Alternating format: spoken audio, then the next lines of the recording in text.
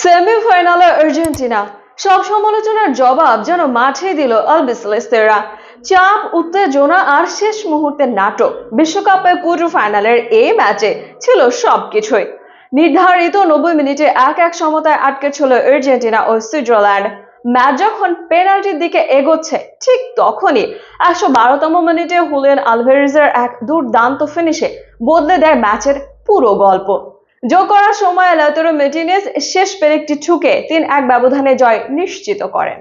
এই জয়ের মধ্যে দিয়ে বিশ্বকাপের সেমিফাইনালে পৌঁছে গেল লিওনেল মেসির আর্জেন্টিনা। বিস্তারিত থাকছে রিপোর্টে।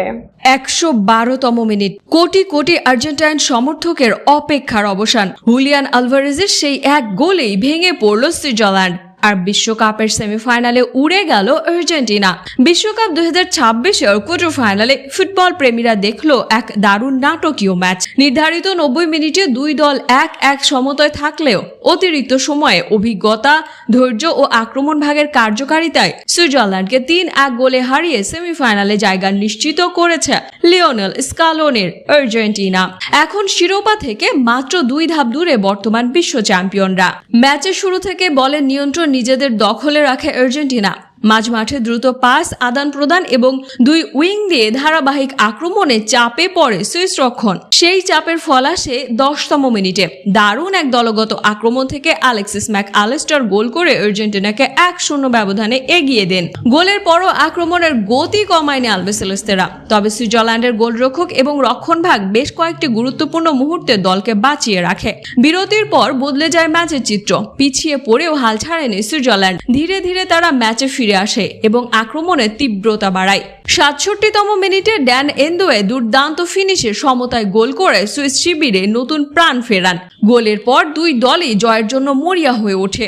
শেষ মুহূর্ত পর্যন্ত আক্রমণ পাল্টা আক্রমণ চললেও নির্ধারিত সময়ে আর কোনো গোল না হয় ম্যাচ গড়ায় অতিরিক্ত সময়ে আবারও নিজেদের অভিজ্ঞতার প্রমাণ দেয় আর্জেন্টিনা।